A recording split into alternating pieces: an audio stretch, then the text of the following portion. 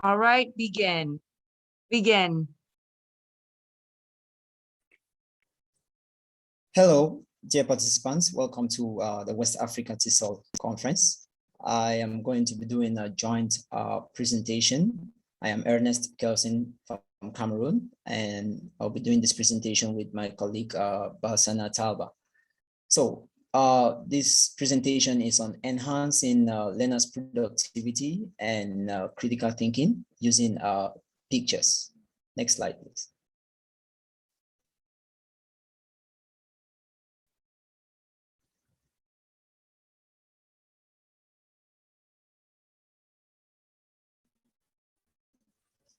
So on the objectives, this is what we are going to be achieving at the end of this.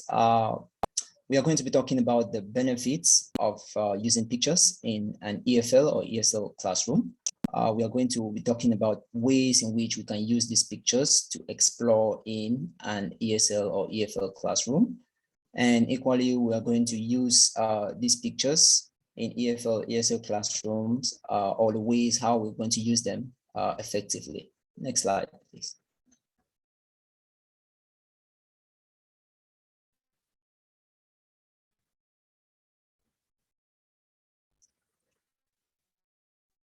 So on our session overview today, which we are going to be looking at it in detail.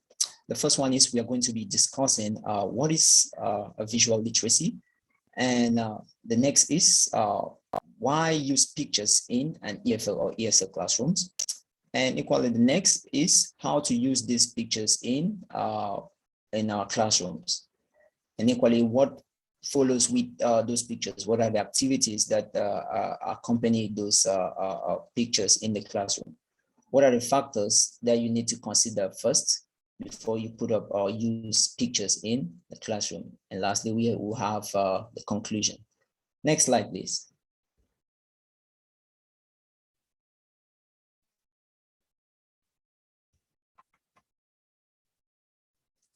So the key question here is, what is visual literacy? So we have a little definition there. It is the ability to understand visual images and the ability to create or use images as a means of expression or communication. That's coming from Messaris and Moriarty, 2005. And the source is from Google. So when you look at our top right hand, you will see the image there, which shows that visual literacy is divided in different stratas. And we may either define, interpret, and analyze images. We evaluate images. We create ethically and cite, and equally how we're going to use them effectively. Next slide, please.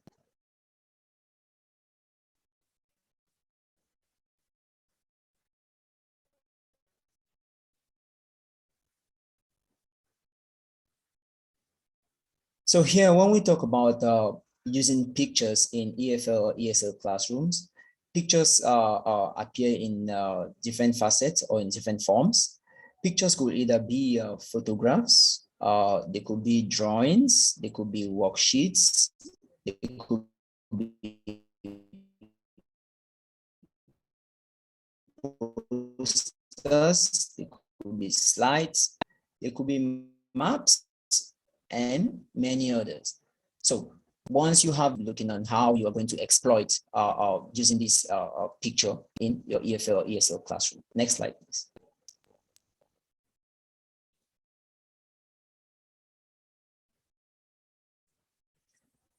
So what are the benefits for using these pictures in EFL or ESL classrooms? I think the first one there is for attractiveness. It attracts learners' interest and motivation. It gives them the goal on, they want to know what is on the board or what is that in which they are seeing. Next one is it brings out creativity. It generates creativity in the learners. They bring out what they know about the certain image on the board. The next is it brings about interactive and collaboration in the classroom. It encourages peer communication. There you notice we have an engaging classroom. Everyone is engaged. We talk, they talk with each other, with their peers, and makes the classroom very interactive. The next one is, it is illustrative. Here, everyone gets to perform or partake in the classroom, and it also transforms the abstract ideas into more realistic forms. Realistic forms here means bringing about real life situations in our classrooms. It also talks about visual literacy, which is the key item. Here we talk about pictures, which speaks louder than words. We all know that a picture is more than 1,000 words, and one picture could bring about a lot of activities in the classroom. It also brings about time saving. It saves a lot of time, and it helps learners to progress more. Next slide, please.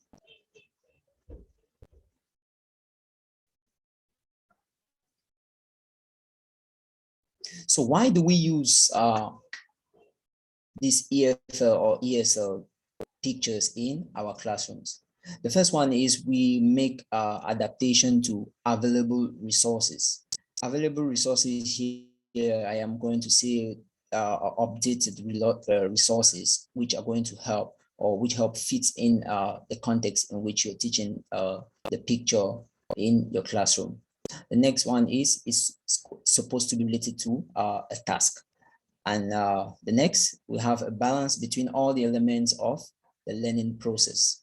The learning process here means learners are engaged, teachers are engaged, and you all have an engaged classroom. And the last one there is it develops the student's self-reliance. That's coming from Meredith, 1947. It brings out how that student needs to learn and enjoys learning. The next slide, please.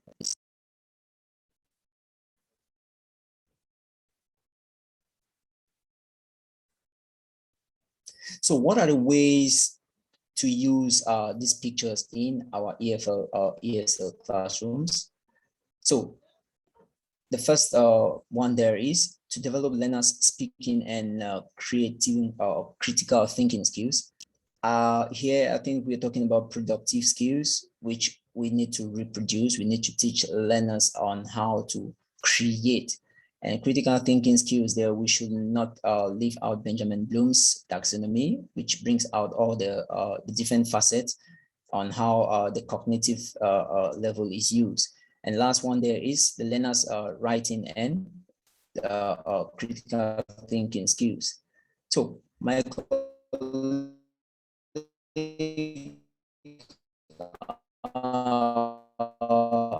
Mr. Talba will tell you more in the next.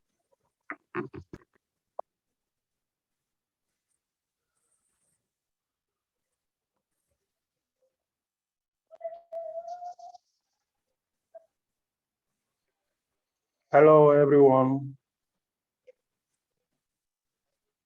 Ways to use picture in classroom. Pictures can be used at different stages of the lesson, an ESL or EFL lesson. At the pre-teaching level, that is at the introduction, we can use a picture for the leading, for brainstorming activities. At the level of the while teaching level, the while teaching stage, the practice stage, we can still use picture for conversation or for dialogue, and we usually do it as group work or pair work. We can also use pictures at the level of at the post-teaching stage, that is for evaluation, assessment, or even for homework. Next, please.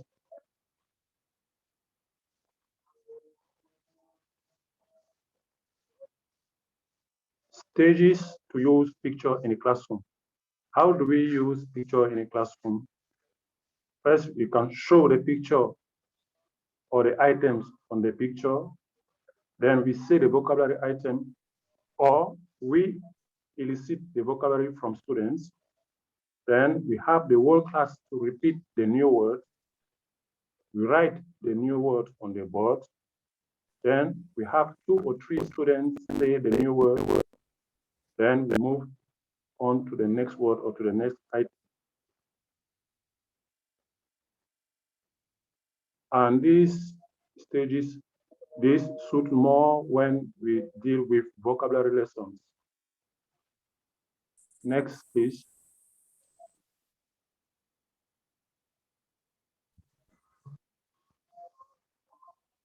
Sample classroom activities. For example, for the introduction, we can ask students to identify people on the picture. At the practice level, we can ask them to work in pairs and tell their partner which job they like and why, or to describe what people do in that job. All this can be done either as speaking activity or writing activities. At the level of evaluation, you can still ask students to ask their partners about their favorite jobs and write them down and come in front of the class and tell the whole class. Next, please.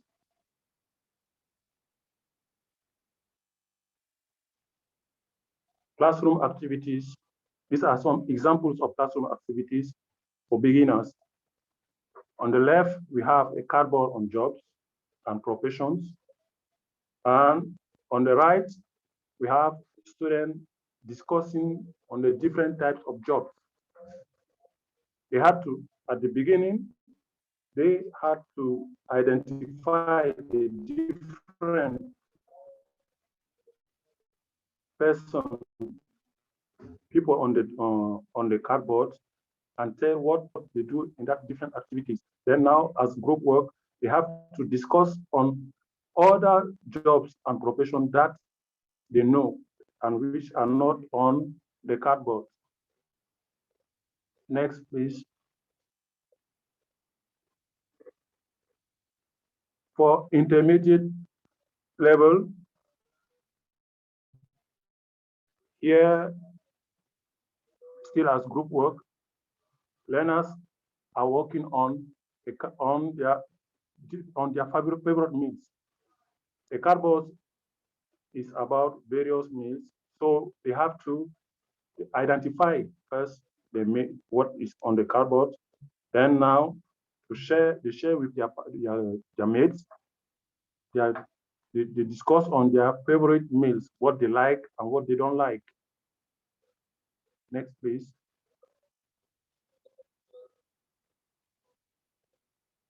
Next, please.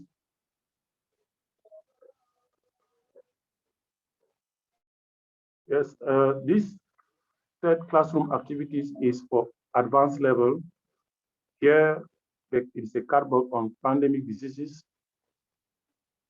We can see there is picture A and picture B, talking of the malaria and cholera. Here, learners had to work at the 3 level, that is at the pre activities. They had to write, it's a writing activities. At the practice level, they had to write, and for the post activity, they also had to write. And for the first pre-activity, they had to identify the causes of the various diseases that they see on the pictures, on the cardboard. Then for the practice, they had to write about the symptoms of the diseases they see on the pictures. Then for post-activity for evaluation, they had to write on the measure to take what they have to do in order to avoid malaria and cholera. All this is also is done in group work, or pair work. Next, please.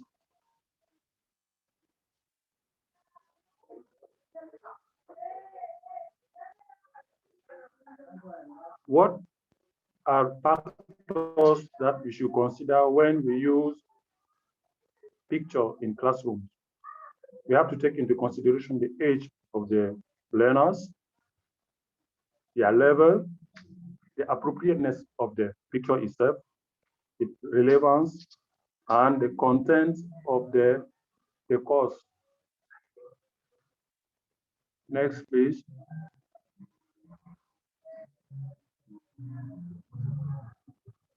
So for conclusion, we say that pictures are an excellent stimulus in foreign language learning, and learning can be effective and fast through the use of good visual materials. And this is from early 2014 and Reims 1983.